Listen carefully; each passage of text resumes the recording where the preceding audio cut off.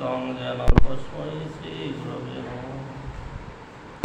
मुखं करोति वाचालं पङ्गुं लङ्घयति गिरिं यत्कृपातमहं वन्दे श्रीगुरुं दीनतारिणम्।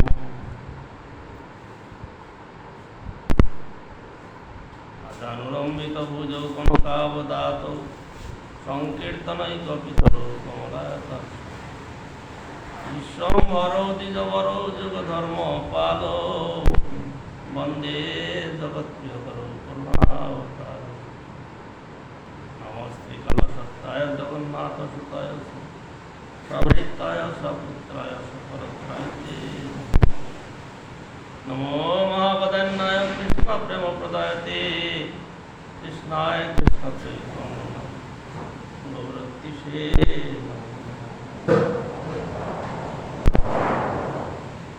सप्तकाञ्चन गौराङ्गी राधे वृन्दावनेश्वरी वृषभानुसुते देवी त्वं नमामि।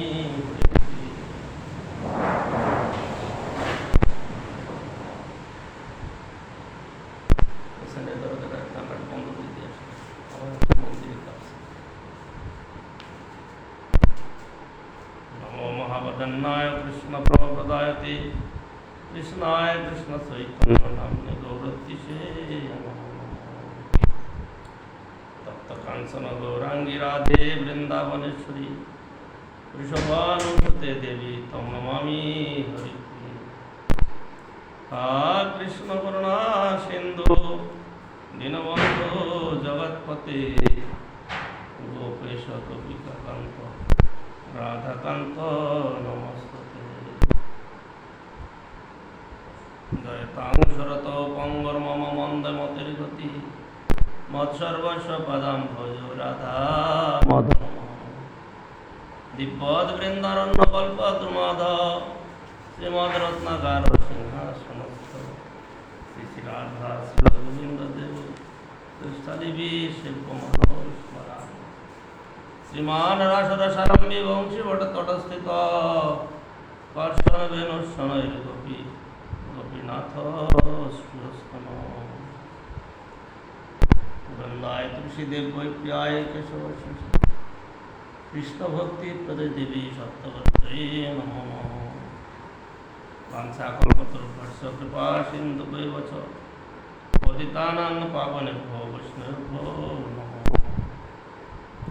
जय श्रीरूप श्री सनातन भट्ट रघुनाथ श्रीजीव गोपाल भट्ट दास रघुनाथ এই ছয় গোসাইর করি চরণ বন্দন যাইতে বিঘ্নাশ অভিষ্ট পূরণ।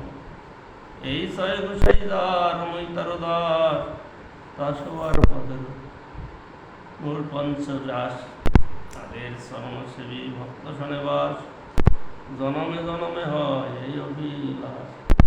শ্রীকৃষ্ণ চৈতন্য প্রভু নিত্যানন্দ শ্রী অদ্বৈত গদাধর শিবাসাদি শ্রী গৌর ভক্তবৃন্দ। हरे कृष्ण कृष्ण कृष्ण हरे हरे हरे राम राम राम हरे हरे। परमाराध्यतम श्री गुरु प्रार्थना करी श्री चैतन्य चरितामृते महाप्रभु लीला कथा श्रवण।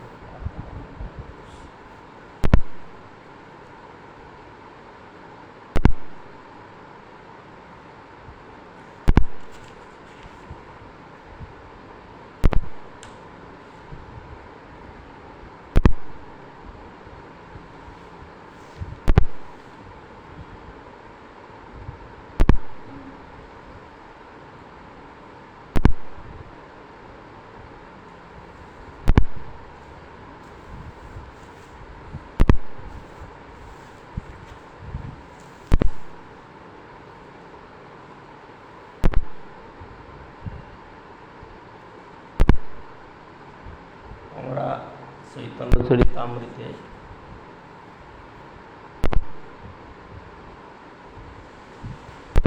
पूर्वे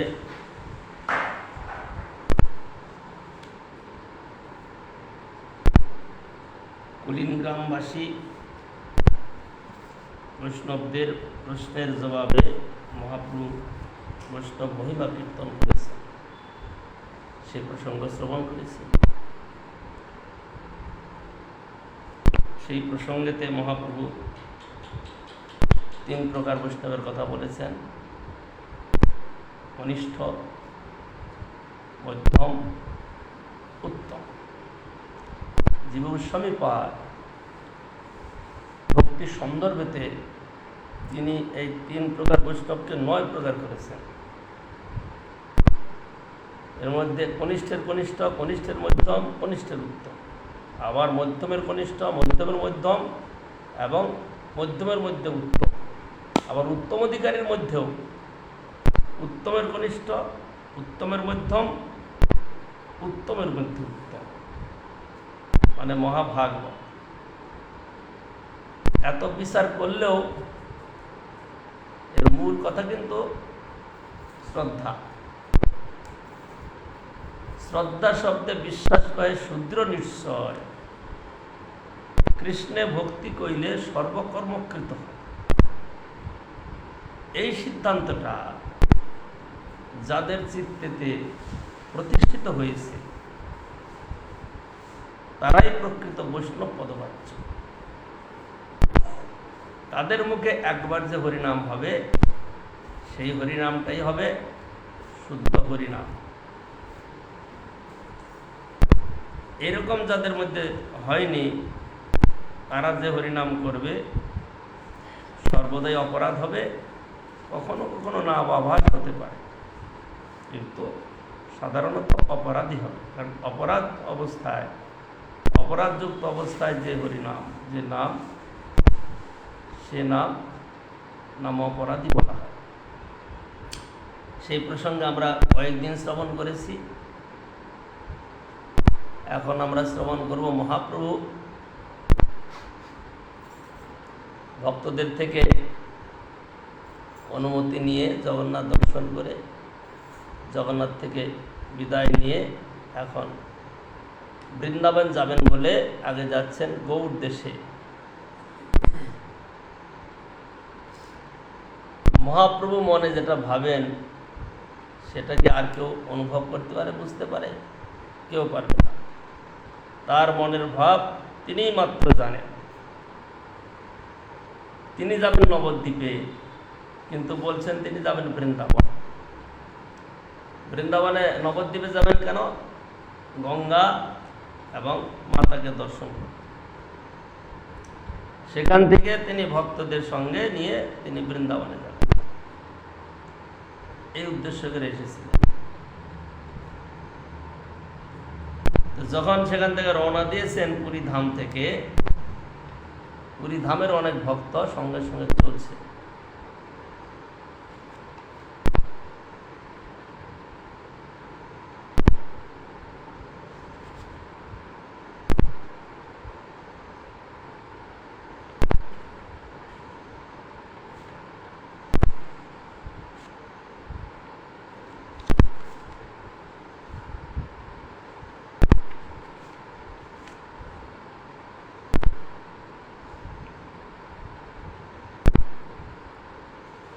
এখানে একটা প্রসঙ্গ তো বাদ পড়েছে, সেটাকে ভালো করে আলোচনা করা দরকার। ভক্তের মহিমা। এখানে মহাপ্রভু 3 প্রকার বৈষ্ণবের কথা বলেছেন। এখন এখানে এই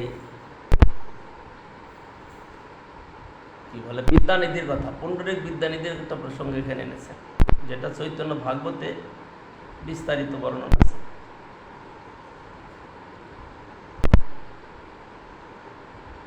এই মতো বৈষ্ণব সব গৌরে চলিলা, বিদ্যানিধি সে বৎসর নীলাদ্রি রহিলা, সর্বসহিত তার হয় সখ্য প্রীতি, 2 জনায় কৃষ্ণ কথায় একত্রই স্থিতি।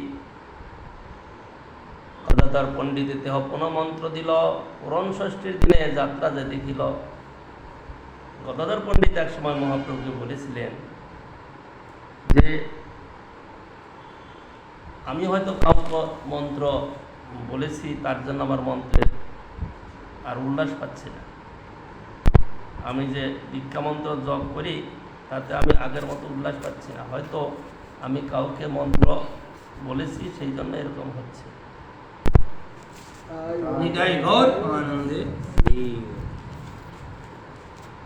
তো মহাপ্রভু তখন মানে পণ্ডিত বললেন যে আপনি আমাকে মন্ত্র শোনান। তখন মহাপ্রভু বললেন এটা কখনো হয় না, তাইলে তোমার দীক্ষা গুরুর চরণে অপরাধ হবে। দীক্ষা গুরুর চরণে অপরাধ হবে, তার জন্য আমি তোমাকে মন্ত্র দিতে পারি না। যখন তোমার সঙ্গে সেই বিদ্যানিধির দর্শন হবে, সাক্ষাৎ হবে, তখন তাকে তুমি আবেদন জানাবে, তিনি তোমার উদ্দেশ্য বা আশা পূর্ণ করবেন। সেই জন্য আমাদের মনে রাখতে হবে, এখন আমাদের মধ্যে একটা প্রবণতা হয়ে গেছে কি, লেখাপড়া না জানার লোক মন্ত্র দীক্ষা নেয়, তারা উচ্চারণ করতে পারে না, আরেকজনকে ঋত্বিক রেখে দেওয়া হয়। ঋত্বিক বুঝাতো এইরকম বুঝিয়ে দেওয়ার মতো থাকে। সেই ঋত্বিকদের দ্বারা মন্ত্র উচ্চারণ করানো হয়।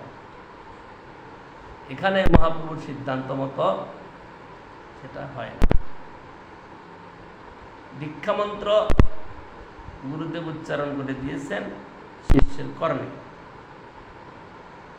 শিষ্য অন্যের কাছ থেকে সেটা শুনতে পারে না, বলে গুরুদেব আদেশ করলে তো হয়।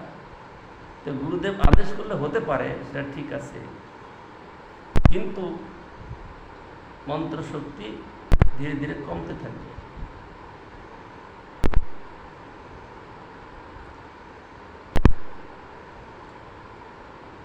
গুরু মহারাজ অনেক সময় বলতেন যে যখন প্রভুপাদ ছিলেন তখন এমন বন্যা হয়েছিল যে নদী হাঁপিয়ে ফুলিয়ে চারিদিক ভাসিয়ে দিয়েছে। আস্তে আস্তে আস্তে আস্তে সেই প্রবাহটা কমে আসছে। আচার্যদেবের সময়তে একটু কমেছে, তারপরে গুরু মহারাজ এই কথাটা বলছেন যে এই ধারা কখনো রুদ্ধ হবে না, কিন্তু কখনো একটু ক্ষীণ ধারায় বইবে, কখনো বা নদীর প্রবল ধারায় বইবে। সেই জন্য একটা বিষয় আমাদের আলোচনা হওয়া দরকার, এরকমভাবে যে মন্ত্র সকলকে বলে দেওয়ার মতো একটা পরিবেশ সৃষ্টি হয়, সেটা মনে হয় সুষ্ঠু হয় না। মহাপ্রভু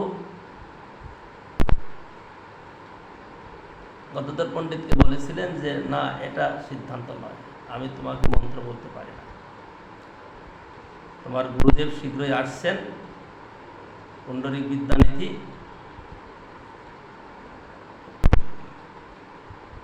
তবে তার থেকে পুনরায় শ্রবণ করে নেবে, সেটা ভালো হবে। তো যখন পুরীধামে এসছেন পুণ্ডরিক বিদ্যানিধি, তার থেকে মন্ত্র গ্রহণ করলেন। আবার গদাধর পণ্ডিত দেহ পুনঃ মন্ত্র দিল। পুরণ ষষ্ঠীর দিনে যাত্রা যে দেখি,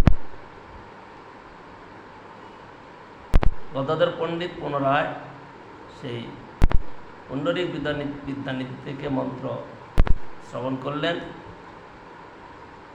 সেই সময় তো পুরণ ষষ্ঠী। পুরণ ষষ্ঠী মানে শীতকালের দিনে, শীতকাল যখন শুরু হয়, সে পুরণ ষষ্ঠীর দিন থেকে 2 মাস পর্যন্ত জগন্নাথদেব নিত্যানূতন বস্ত্র, শীত বস্ত্র পরিধান করে, এটা নিয়ম আছে। কিন্তু সেই দিনে যে বস্ত্র পরানো হয়, মারযুক্ত বস্ত্র, যখন সেই বস্ত্র তৈরি হয় কারখানাতে, শ্রমিকের বাড়িতে, তারা কি করেন, সেটাকে মার দিয়ে শক্ত করে কাপড়টা। কেউ বা অন্যের মার দেয়, কেউ বা বিভিন্ন বস্তু দিয়ে মার দেয়। এখন পুণ্ডরিক বিদ্যানিধি তো মনে আছে যে এই মার দেওয়া বস্ত্রটা অপবিত্র, ধুয়ে নিতে হয় পরার জন্য। তো জগন্নাথকে সেই মান্ডব বর্ষণ পড়ায়, এটা কেমন কথা? এ তো সিদ্ধান্ত পছন্দ হচ্ছে না। পছন্দ হচ্ছে না বলে এই পুণ্ডরিক বিদ্যানিধির সঙ্গে আর সেদিন সেই সেই লীলা, সেই পুরন ষষ্ঠী দর্শন করে তারা ফিরছেন দুজনে অনেক রাত্রে। আর সেই সময়তে দুইজনের মধ্যে যে কথোপকথন হলো, পুণ্ডরিক বিদ্যানিধি বলছে, এই কিরকম, এ দেখি সব পাণ্ডারা পড়েছে, আবার রাজাও পর্যন্ত এটা পড়েছে অপবিত্র বসে, এটা কেমন নিয়ম? শরৎ দামোদর বলছেন যে এইটাই বোধহয় এই দেশের নিয়ম, সুতরাং নিয়ম অনুযায়ী করলে মানে দেশাচার যাকে বলে, এতে দোষ নাই। পুণ্ডরিক বিদ্যানিধি মানলাম তোমার কথা, জগন্নাথ দেব পরম ব্রহ্ম, তিনি পড়তে পারেন, এরাও কি সব ব্রহ্ম হয়ে গেল? এইটাই হলো মূল ক্রিটিসাইজ, যে এরাও কি সব ব্রহ্ম হয়ে গেল? তিনি সব ওয়াইফাই দেওয়া রয়েছে, ওয়াইফাই নিচ্ছে না আমার ওয়াইফাই, তাহলে ব্যাটারি ইয়েতে দিয়ে দাও, কি বলে, ওটাও দেওয়া আছে, ডাটাতে নেট আছে মহারাজ, নেট নেই, মোবাইলে নেট আছে, হ্যাঁ নেই তো দিচ্ছে না।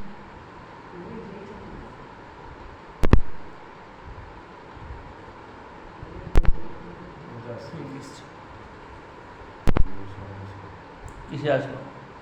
ওয়াইফাই এসছে।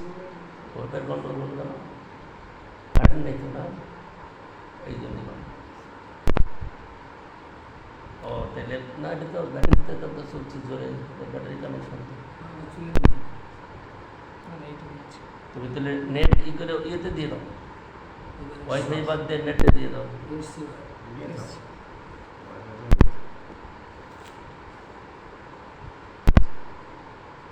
এই অবস্থায় দুইজনে প্রসাদাদি পেয়ে বিশ্রাম করছেন, দুইজন দুই জায়গায়। তো রাত্রিবেলায় কি করেছে, জগন্নাথ ও বলরাম দুইজনে এসে রেগে একদম, পুণ্ডরিক বিদ্যানিধি এসে খুব দুই গালে চড়াচ্ছে একদম, দুই ভাই মিলে। হঠাৎ করে বলে, কি ব্যাপার প্রভু এরকম হচ্ছে? বলে, তুমি আমার ভক্তের নিন্দা করছো, আমার নিন্দা করছো, তুমি এরকম জাতি নাশা দেশে আছো কেন, পালাও এখান থেকে। বলে দুই গালে চড়াতে তো গাল ফুলেই ফেলেছে। হাতে আংটি ছিল জগন্নাথ দেবের, আর আংটিগুলো একদম বসে বসে গেছে গালে, এমন মার মেরেছে। পায়ে পরে তো কান্নাকাটি করছে, প্রভু ক্ষমা করে দিন, আর কোনোদিন এরকম করবো না, আমি ভুল করেছি, অপরাধ করেছি। খুব ক্ষমা টমা চেয়ে নিল, মেরে মেরে দুজন চলে গেল। চলে গেলে তো মনে উল্লাস, জগন্নাথ বলরাম লোকে স্বপ্ন দেখে, স্বপ্নটাকে সাক্ষাৎ হয় কেউ কি জানে? এটা দুই গালে যে চড়িয়েছে, চড়াতে তো গাল ফুলিয়ে ফেলেছে। সকালবেলায় প্রতিদিন শরৎ দামোদর গোস্বামী পাদ আসেন, এসে দেখে নিয়ে দুইজনে জগন্নাথ দর্শন করতে যায়। আর এই দিন ঘুমের থেকে উঠছে না, বিছনার থেকে নামছে না। তো জগন্নাথ শরৎ দামোদর এসে বলছেন, কি ব্যাপার প্রভু এত দেরি হচ্ছে? বলছে, আজকে একটা ঘটনা ঘটে গেছে, তুমি সবাই এই মুখ লোককে দেখাতে পারবো না, সেই জন্য আমি ঘর থেকে বেরোইনি। বলে, কি হয়েছে? কি আর দেখে যে গাল ফোলা, বলে দেখো এই অবস্থা হয়েছে। কালকে রাত্রে আমি জগন্নাথের নিন্দা করেছি, তার সেবকদের নিন্দা করেছি, সেই জন্য জগন্নাথ বলরাম দুইজনে এসে খুব মার মেরেছে। মার খাওয়াটায় শরৎ দামোদর মনে উল্লাস। আবার উল্লাস কেন? এইরকম কৃপা জগতিকে আর কোথাও হয়েছে? আর কারোর প্রতি হয়েছে? মার মেরে আবার কৃপা হয়ে গেল। আমরা বুঝবো কৃপা তাকেই, টাটা বিড়লার মতো ধন সম্পত্তি হয়ে গেল, আদানি আম্বানির মতো ধন সম্পত্তি হয়ে গেল, গাড়ি ঘোড়ায় চললো, এরাই তো কৃপা। আবার এটা আবার কৃপা হলো মারলো আর এসে কৃপা হয়ে গেল।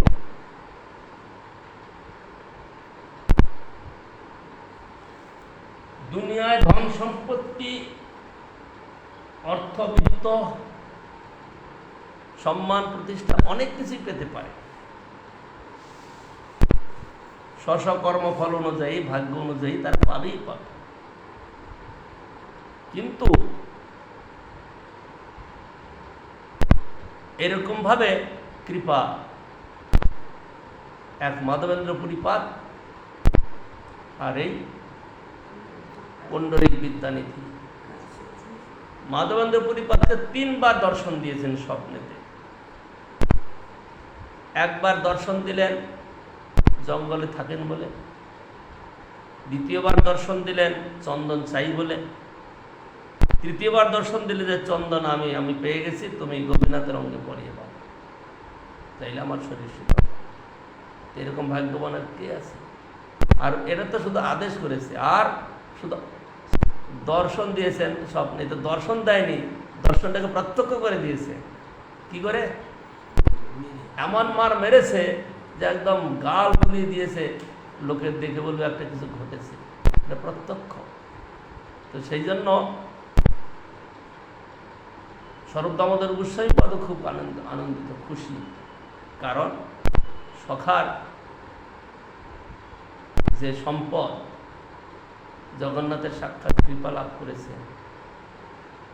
তো এর সে ভাগ্যের আর কি হতে পারে? সেই জন্য তার মনে যথেষ্ট উল্লাস। আর পুণ্ডরিক বিদ্যানিধিরও মনে উল্লাস যে যাই হোক, কমসে কম প্রভু তো দর্শন দিয়েছেন। জগন্নাথ পারেন তথা মারু অবসন, দেখিয়া সঘৃণ হইল বিদ্যানিধির মন। সেই রাত্রে জগন্নাথ বলাই আসিয়া, 2 ভাই চরান তারে হাসিয়া হাসিয়া, গাল ফুলিল আচার্য অন্তরে উল্লাস, বিস্তারিত বলিয়াছেন বৃন্দাবন দাস। এই মতো প্রত্যব গাই সে গৌরের ভক্তগণ, প্রভু সঙ্গে রহি করে যাত্রা দর্শন। তার মধ্যে যে যে বর্ষে আছে বিশেষ, বিস্তারি আগে তাহা করিব শিষ্যে। এই মতো মহাপ্রভু 4 বৎসর গেল, দক্ষিণ যাইয়া আসিতে 2 বৎসর লাগিল। আর 2 বৎসর চাহে বৃন্দাবন যাইতে, রামানন্দ হটে প্রভু না পারে চলিতে। 5ম বৎসরে গৌরের ভক্তগণ আইলা, রথ দেখি না রহিলা, গৌরীরে চলিলা। তবে প্রভু সার্বভৌম রামানন্দ স্থানে, আলিঙ্গন করি কহে মধুর বচনে। বহুত উৎকণ্ঠা মোর যাইতে বৃন্দাবন, তোমার হটে 2 বৎসর না কইলু গমন। অবশ্য চলিব দুহে কর সম্মতি, তোমা দুহা বিনা মোর নাহি অন্য গতি। যদ্যপি স্বতন্ত্র ভগবান, কারোর অপেক্ষা নাই, কিন্তু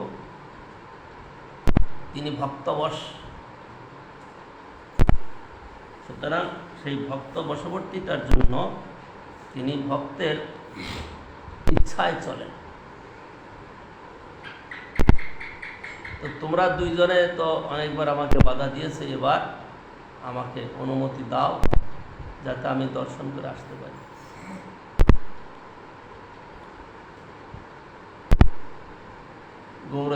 গৌড়দেশে হয় মোর 2 সমাশ্রয়, জননী জাহ্নবী এই 2 দয়াময়। গৌড়দেশ দিয়ে যাব তাহা সভা দেখিয়া, তুমি দোহে আজ্ঞা দেওয়া পরশন্ন হইয়া। শুনিয়া প্রভুর বাণী মনে বিচারয়, প্রভু শনে অতি হট কবু ভালো নয়। 2 কহে এবে বর্ষা চলিতে নারিবা, বিজয়া দশমী আইলে অবশ্য চলিবা।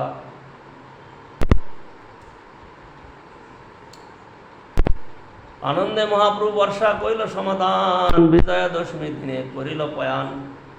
জগন্নাথের প্রসাদ প্রভু যত পাইয়াছিলা, করার চন্দন ডোর সব সঙ্গে লইলা। জগন্নাথে আজ্ঞা মাঙ্গি প্রভাতে চলিয়া, উড়িয়া ভক্তগণ সঙ্গে পাশে চলিয়া আইলা। উড়িয়া ভক্তগণে প্রভু যত্নে নিবারিলা, নিজগণ সঙ্গে প্রভু ভবানী পুরাইলা।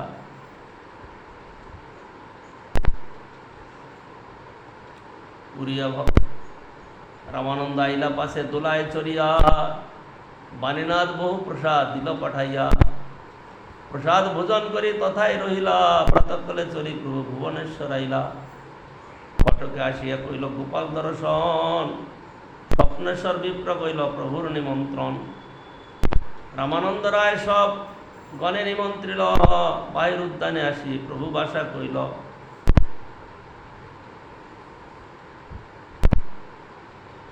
ভিক্ষা করি বকুল তলে করিল বিশ্রাম, প্রতাপরুদ্র ঠাই রায় করিল পয়ান। গেছেন কটকে, কটকে আসিয়া কইল গোপাল দর্শন। এই গোপাল, হ্যাঁ, সাক্ষী গোপাল। সাক্ষী গোপালের কাহিনী তো এর আগে বর্ণিত হয়েছে, নিত্যানন্দ প্রভু মহাপ্রভুকে শুনিয়েছিলেন সাক্ষী গোপালের কাহিনী। গোপাল ছিলেন বৃন্দাবনে, ভক্তের ইচ্ছা পূরণের জন্য তিনি পায়ে হেঁটে সেই বৃন্দাবন থেকে যান সেই দক্ষিণ ভারত, হেঁটে হেঁটে।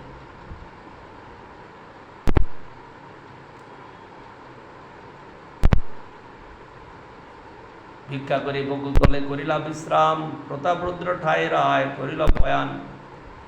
শুনিয়া আনন্দিত রাজা অতি শীঘ্র আইলা, প্রভু দেখি দণ্ডবত ভূমিতে পড়িলা। মহাপ্রভু যে নবদ্বীপে যাত্রা করেছেন বৃন্দাবন যাবেন বলে, সেই সংবাদটা রাজা জানতেন না। এখনকার দিনে তো 1 সেকেন্ডের মধ্যে পৃথিবী জোড়া জেনে যায়, তাই না? সঙ্গে সঙ্গে জানছে। এখানে হরিকথা হচ্ছে, লন্ডন আমেরিকার থেকে তারা খুলে দেখতে পাবে সাথে সাথে। সেই কালে তো সেই ব্যবস্থা ছিল না, সেই জন্য রামানন্দ রায় মহাপ্রভুর সঙ্গে এসে, প্রতাপরুদ্র রাজা ছিলেন কটকেতে, তাকে সংবাদ দিতে গেলেন যে প্রভু এসছেন। শুনি আনন্দিত রাজা অতি শীঘ্র আইলা, প্রভু দেখি দণ্ডবত ভূমিতে পড়িলা। পুনঃ উঠে পুনঃ পরে প্রণয় বিহবল, স্তুতি করে পুলকাঙ্গ পরে অশ্রুজল।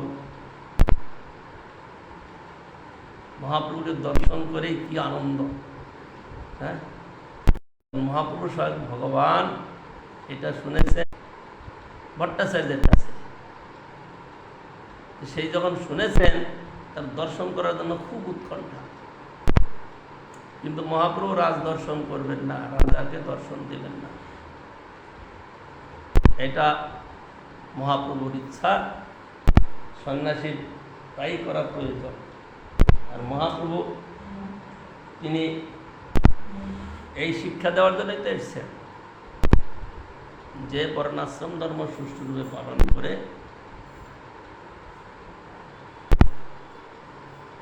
জীবনযাত্রা নির্বাহ করবে। কিন্তু এখানে সন্ন্যাসীর ধর্ম নয় যে রাজার দর্শন করে, রাজ দরবারে গিয়ে কিছু ভিক্ষা নেয়। কিন্তু রাজা মহাপ্রভুর দর্শন ছাড়া তিনি অস্থির হয়ে পড়ছেন। পরবর্তীকালে সার্বভৌম ভট্টাচার্যের পরামর্শ মতো মহাপ্রভুর দর্শন করলেন কোথায়? রথযাত্রার দিন সেই ভবনে মহাপ্রভু বিশ্রাম করছেন।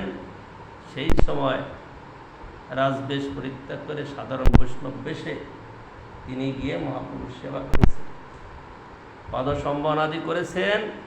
আর রাস পঞ্চাধ্যায়ের শ্লোক উচ্চারণ করছেন। সেই শ্লোক উচ্চারণ করতে করতে যখন তব কথামৃতম শ্লোকটা আসলো, সেই শ্লোক শুনেই মহাপ্রভু উঠে থেকে আলিঙ্গন দিলেন। এতদিন রাজাকে স্পর্শ করবেন না, রথযাত্রার সময়তে নিত্যকালেতে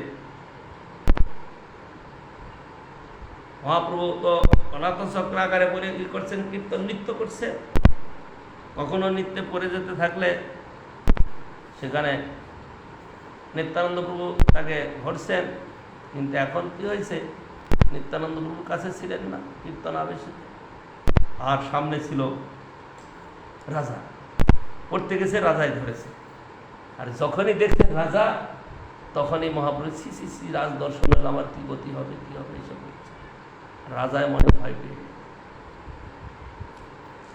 তারপরে ভট্টাচার্য তাকে বুঝালেন, তুমি ভয় পেয়ে না, মহাপ্রভুর কৃপা আছে তোমার উপর। যদি তাই না হতো, সেই দিন যখন কীর্তন হচ্ছে মহাপ্রভু 7 জায়গায় একসঙ্গে দর্শন দিচ্ছেন, আর কেউ দেখতে পাচ্ছে না, কিন্তু রাজাকে দর্শন দিয়েছে। সেই জন্য বলছেন যে তোমার কোনো চিন্তা নাই, মহাপ্রভুর কৃপা তোমার উপরে আছে,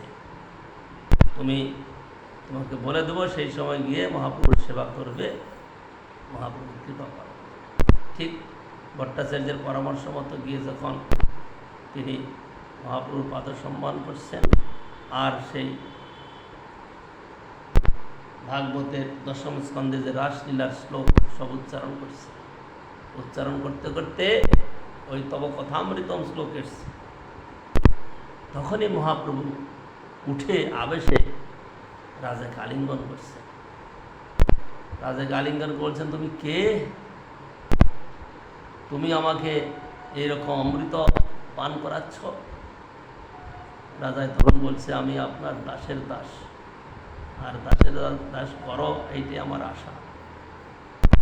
তো মহাপ্রভু জানেন সর্বন্তর্যামী, তারপরেও তাকে না জানার ভান করে তার প্রতি কৃপা করলেন, কি তাকে সর্বভুজ দর্শন করা।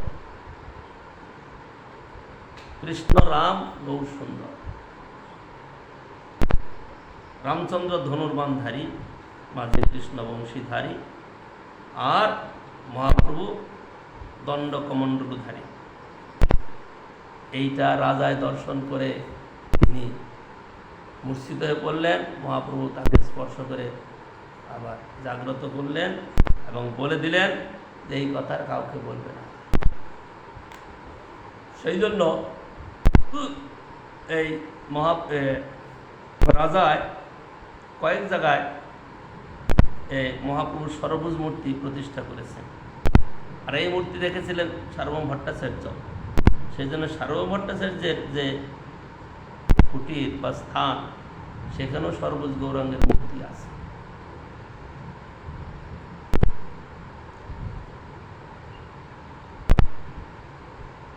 স্তুতিকারে পোলাগঙ্গা পরে অশ্রুজল, তার ভক্তি দেখি প্রভুর তুষ্ট হইল মন। কুটি মহাপ্রভু তারে কইলা আলিঙ্গন, পুনঃ স্তুতি করি রাজা করে প্রণাম। প্রভু কৃপা অশ্রুতে তার দেহ হইল স্নান, সুস্থ করি রামানন্দ রাজারে বসাইলা। কায় মনোবাক্যে তারে প্রভু তারে কৃপা কইলা, কইছে তাহারে কৃপা কইলা গৌর রায়। প্রতাপ রুদ্র সংত্রাতা নাম হইল যায়, রাজপাত্রগণ কইল প্রভুর বন্দন। রাজারে বিদায় দিলা শশীর নন্দন, বাহিরে আসি রাজা আজ্ঞাপত্র লেখাইল। নিজ রাজ্যে যত বিষয়ী তাহারে পাঠাইল, গ্রামে গ্রামে নূতন আবাস করিবা, ৫-৭ নব্যগৃহে সামগ্রী ভরিবা। আপনি প্রভুকে লইয়া তাহা উত্তরিবা, রাত্রি দিবা বেত্র হস্তে সেবায় রহিবা। 2 মহাপাত্র হরিচন্দন মর্দরাজ, তারে আজ্ঞা দিল রাজা করিও সর্বকাজ।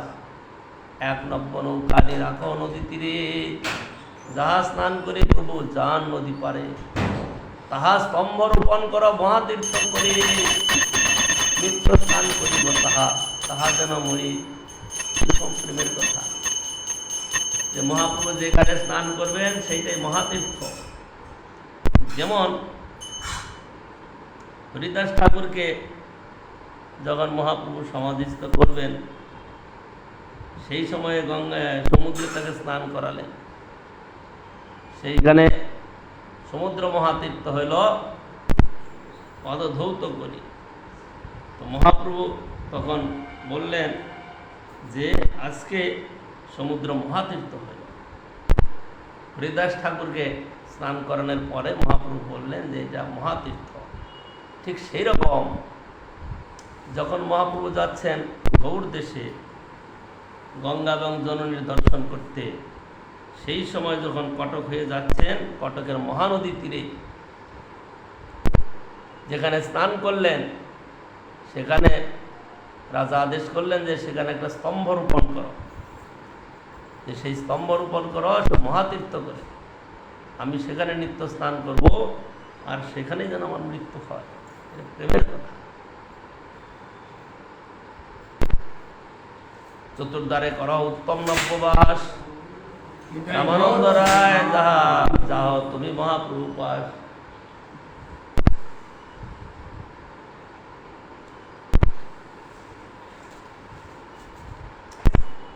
সন্ধ্যাতে চলিব প্রভু নিপতি শুনিল,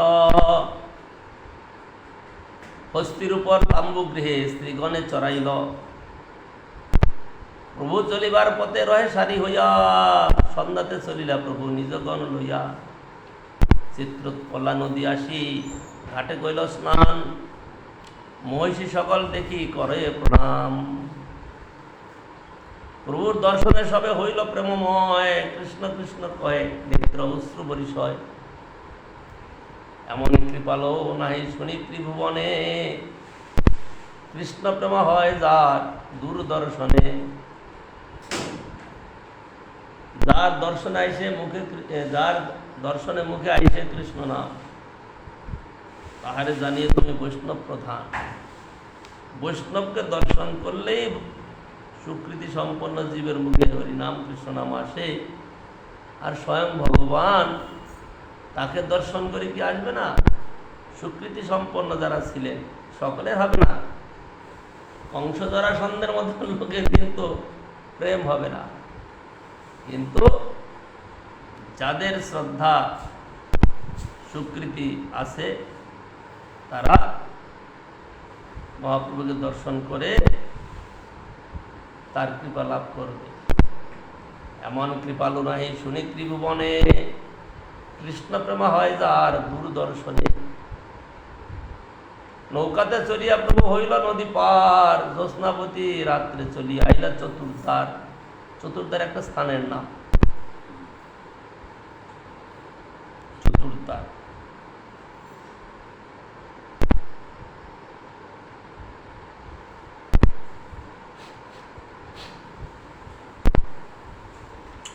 রাত্রে তথা রহি প্রাতে স্নান কৃত্য কইল, হেনকালে জগন্নাথের মহাপ্রসাদ আইল। প্রতিদিন ভক্তের দ্বারা প্রসাদ পাঠাচ্ছেন। যতদিন পর্যন্ত উড়িষ্যার সীমানায় থাকবেন ততদিন পর্যন্ত মহাপ্রভু জগন্নাথের প্রসাদই পাবেন। প্রসাদ পাঠাচ্ছে মানে যখন ভোগ লাগছে আর সঙ্গে সঙ্গে প্রসাদ পাঠিয়ে দিচ্ছে ভক্তের মারফতে।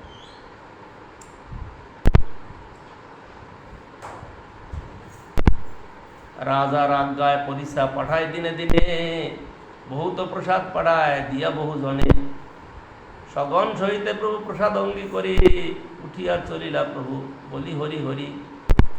রামানন্দ মর্দরা শ্রী হরিচন্দন, সঙ্গে সেবা করি চলে এই তিনজন।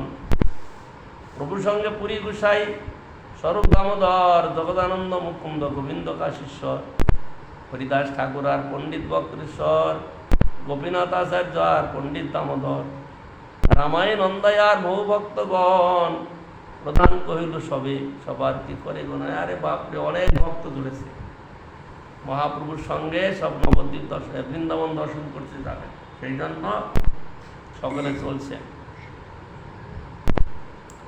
গদাধর পণ্ডিত যাবে সঙ্গেতে চলিলা, ক্ষেত্র সন্ন্যাস না সারিও প্রভু নিষে দিলা। এই আরেক লীলা। গদাধর পণ্ডিত ক্ষেত্র সন্ন্যাস নিয়েছে। ক্ষেত্র সন্ন্যাস মানে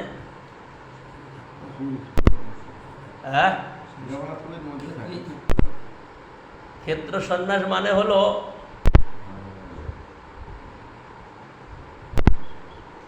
এর দ্বারা তিনি ধাম আর কোনোদিন ত্যাগ করবেন না। নবদ্বীপ ক্ষেত্র সন্ন্যাসী হলে পরে নবদ্বীপের মধ্যেই থাকবে। বৃন্দাবন মথুরা মণ্ডলের মধ্যে যদি তিনি কেউ নিষ্ঠা করেন, সেখানে ছেড়ে কোথাও যাবেন না। তো ক্ষেত্র সন্ন্যাস মহাপ্রভুর আদেশে এই কি বলে গদাধর পণ্ডিত গোস্বামীর তাই তিনি ব্রত করেছেন যে তিনি ক্ষেত্র ছেড়ে কোথাও যাবেন না। যখন গদাধর পণ্ডিত মহাপ্রভু যখন যাত্রা করেছেন, গদাধর পণ্ডিতের সাথে সাথে চলছে। তো এটা তার একদিকে গোপীনাথের সেবা চলে যাচ্ছে, আরেকদিকে তিনি যে ব্রত নিয়েছেন ব্রত ভঙ্গ হচ্ছে। এটি কি উচিত? কি এটি কি তার উচিত হয়েছে? গদাধর পণ্ডিতের উচিত হয়েছে কি? হ্যাঁ, এটা কি উচিত হয়েছে? গদাধর পণ্ডিত গোস্বামী তার ব্রত মহাপ্রভুর আদেশে তার ব্রত যে ক্ষেত্র সন্ন্যাস, আবার গোপীনাথের সেবা দিয়েছেন, মহাপ্রভুই দিয়েছেন, সেবাও ছেড়ে দিল, আবার ক্ষেত্র সন্ন্যাসও ছেড়ে দিল। ক্ষেত্র হলো ভুবনেশ্বর পর্যন্ত, ভুবনেশ্বর পার করলেই ক্ষেত্র চলে গেল। তাহলে মহাপ্রভুর আদেশ পালন করলেন না পণ্ডিত গোস্বামী, তাইলে কত বড় দোষ হলো।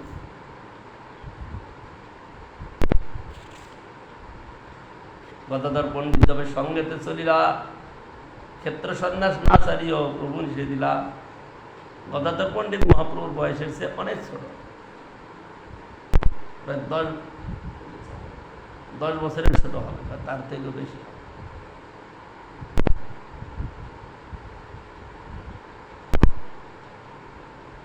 তো মহাপ্রভু নিষেধ করেছে, তুমি ক্ষেত্র সন্ন্যাস ছাড়ো না, চলো না আমার সঙ্গে, তুমি যেখানে থেকে যাও। পণ্ডিত কয়ে, যাহা তুমি সেই নীলা চল, ক্ষেত্র সন্ন্যাস মোর যাও রসাতল। আমি ক্ষেত্র সন্ন্যাস আমার যা। একটা ব্রত নিয়ে ব্রতটা ভঙ্গ করা কতটা দোষ, তাই না? আমরা ব্রত নিয়েছি, কি ব্রত? প্রথমে হরিনাম। আমরা গুরুদেবের আদেশ মতো সারা দিন রাত যাই কিছু করি না কেন, গুরুদেব আদেশ করেছেন কি, প্রথম 25,000 সংখ্যা নাম করতেই হবে। শুধু 25,000 সীমিত থাকলে চলবে না, ক্রমে ক্রমে সেটার সংখ্যাকে বর্ধিত করতে হবে, গুরুদেবের আদেশ। তাহলে সেটাকে পালন করা দরকার আমাদের। আর আমাদের গুরুবর্গের আদেশ, গুরুদেবের আদেশ,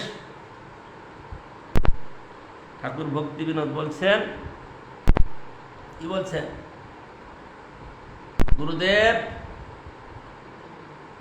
বড় কৃপা করি, গৌরবন মাঝে গদ্রুমে দিয়াছ স্থান, আজ্ঞা দিলা মোরে এই ব্রজে বসি, হরিনাম করবা।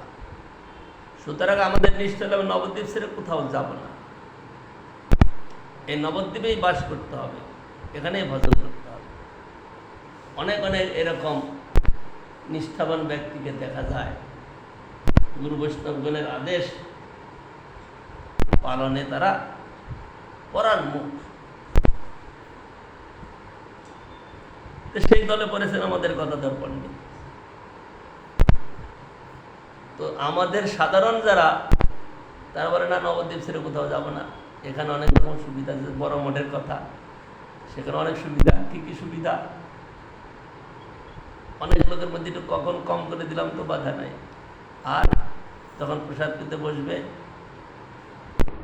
সর্বচর্য যে যা পারে মজা। ওই আজকে আসছিল সেবকটা, বলে খুব সুন্দর, সেই কথাটা এখানে বলা যায় না, দুনিয়া ভর লোকে শুনবে। শুধু এইটুকুই বলা যায় যে সর্বচর্য প্রচুর পরিমাণে পাওয়া যেতে পারে, এটাও একটা কথা। সুতরাং নবদ্বীপ ছাড়া যাবে। কিন্তু গুরুদেব বড় কৃপা করি, কি গৌরবন মাঝে গদ্রুমে দিয়াছ স্থান। গুরুদেবের আদেশ যেখানে আদেশ করুন না কেন, সেইটাই গৌরবন, সেইটাই বৃন্দাবন, সেইটাই নবদ্বীপ। যদি এই ভাবনা না থাকে, তাহলে নিজের যে স্ববাসনা, সেই বাসনার দ্বারা কখনোই ব্রজবাস বা গৌরধামে বাস করতে পারে। আমরা নিজের নিজের সুবিধা বা নিজের নিজের মনের বাসনা অনুযায়ী আমরা কোথাও বাস করতে পারি, কিন্তু গুরুদেবের আজ্ঞায় বাস, শ্রেষ্ঠ বৈষ্ণবগণের আজ্ঞায় বাস আর নিজের সুবিধা মতো বাস, দুইটা দুই রকম। গুরু বৈষ্ণবগণ চান যে আমাকে দিয়ে অন্য কোনো সেবা করাবে। আমি নবদ্বীপ ছেড়ে যাব না, তো আমি তো জানিয়ে দিয়েছি আগেই, আবার নতুন করে আমার কি কথা। সুতরাং এরকম কথা বলা কোনো যুক্তি নেই, কারণ আমি নবদ্বীপ ছেড়ে যাব না। তাহলে যে ব্যক্তি এরকম ভাবনা করবেন তার ভজন সম্বন্ধে কি বলা যেতে পারে? প্রথম সিদ্ধান্ত কি রয়েছে? 10 অপরাধের মধ্যে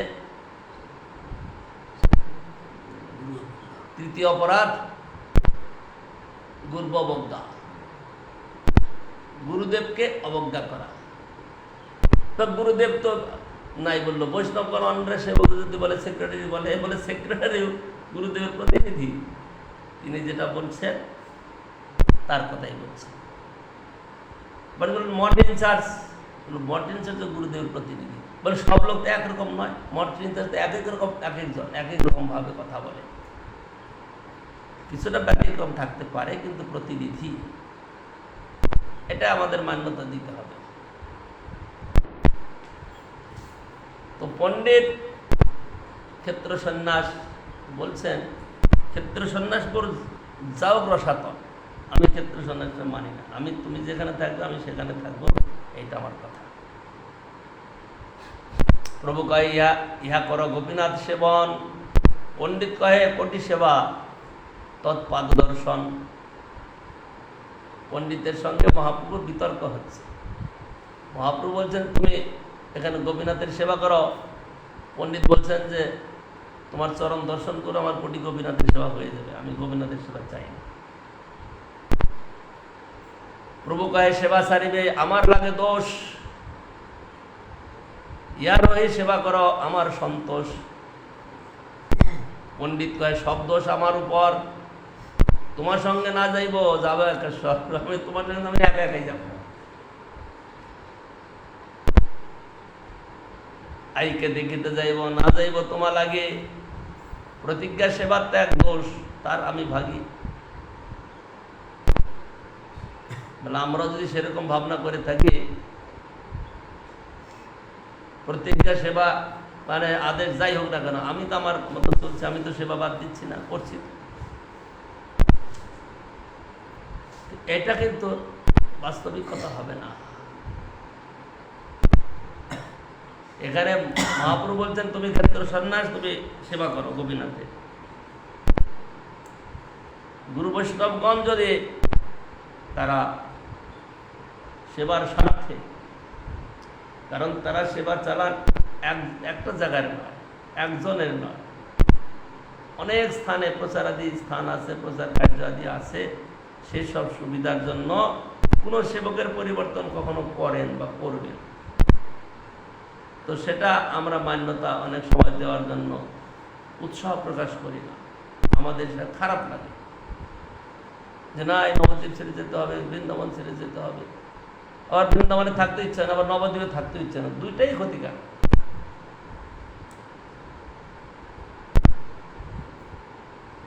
গুরু বৈষ্ণবগণ যেটা আদেশ করবেন সেইটাকে প্রাণপণে মানতে হবে, এইটা হলো সেবা। গুরুদেব আদেশ করছেন যে তুমি অমুক জায়গায় যাও, অমুক জায়গায় যাবো, সেখানে নাই জল, ওই পুকুরের থেকে জল এনে পায়খানায় যেতে হবে, ওই সেই 1 মাইল দূরের থেকে কলের থেকে চাপাকালে জল এনে স্নান করতে হবে, এখানে কি থাকা যায়? তিনি তো আদেশ করে দিতেই পারেন, তার আদেশের তার সময় লাগবে না, ট্যাক্সও লাগবে না, মুখে বলে দিলেন। কিন্তু এত কষ্ট করে কি সেবা করা যায়? আজকে যে সুবিধা আমরা পাচ্ছি, প্রভুপাদের সময় যখন প্রচার হয়েছে, এখন তো শহর হয়ে গেছে সব জায়গায়, কৃষ্ণনগর বলো, নবদ্বীপ বলো, সব জায়গায় শহর। তৎকালের দিকে পাখা চলতো, তৎকালের দিকে লাইট জ্বলতো, তার মধ্যে তারা প্রচার করেছে। তাদের প্রচারের যে বৈভব আজকে সেটা পাবে না। তাদের প্রচারের দ্বারা শ্রদ্ধা উৎপন্ন হতো, তাই না? আজকালকার প্রচারের দ্বারা কি উৎপন্ন হয়? প্রচুর টাকা। আজকাল প্রচারের দ্বারা প্রচুর টাকা আসবে, কিন্তু শ্রদ্ধা পাওয়া যাবে না। শ্রদ্ধা শব্দে বিশ্বাস করে শূদ্র নিশ্চয়, কৃষ্ণে ভক্তি কইলে সর্বকর্মকৃত হয়। ভক্তদের কাছে গিয়ে হরি কথা বললে তারা সেইটাকে প্রাণপণে গ্রহণ করত। আজকাল খুব কম পাওয়া যাবে। আজকাল এই সিদ্ধান্ত মানার লোক বহুত কম হবে। হয়তো দেখা যেতে পারে বুঝিয়ে সুঝিয়ে বলে ভাই হরিনাম করো না, একটু মালাটা নাও না, কমসে কম গুরুদেব আসছেন বা ধামে এসে হরিনাম নিয়ে নাও। নিল। ওই আমাদের আছে না যে কি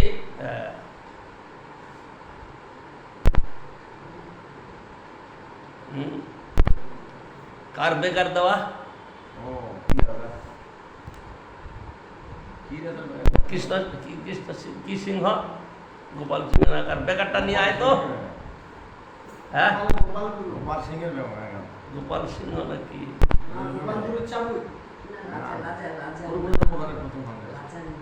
বলে সিংহের নামটা, বেকারটা নিয়ে আয় তো। সারাদিন কাজকর্ম করেছে, বলে গোপাল সিংহের বেকারটা নিয়ে আয়।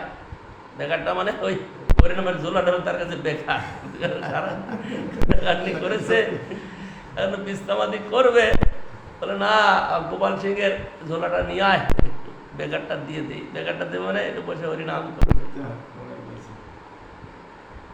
আজকাল প্রচারের দ্বারা এরকম পাওয়া যেতে পারে, কিন্তু তৎকালে প্রচার গেলে পরে তারা প্রাণপণে শ্রদ্ধা শব্দে বিশ্বাস করে শূদ্র নিশ্চয়, কৃষ্ণে ভক্তি কইলে সর্বকর্মকৃত হয়, তাদের মনে প্রাণে সেইটা গৃহীত হতো।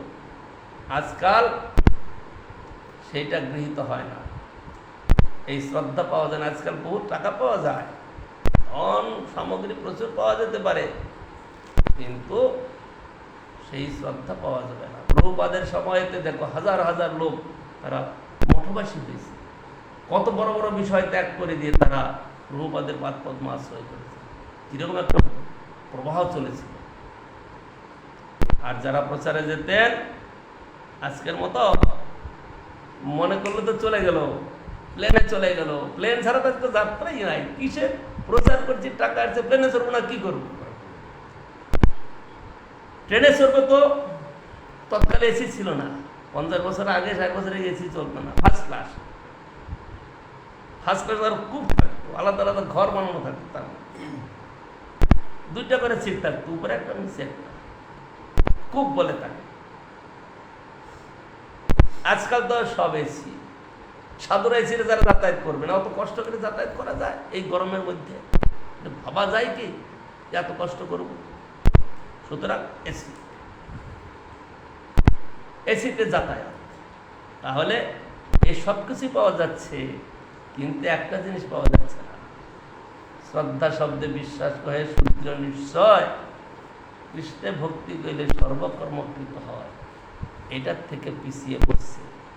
সুতরাং আজ আমাদের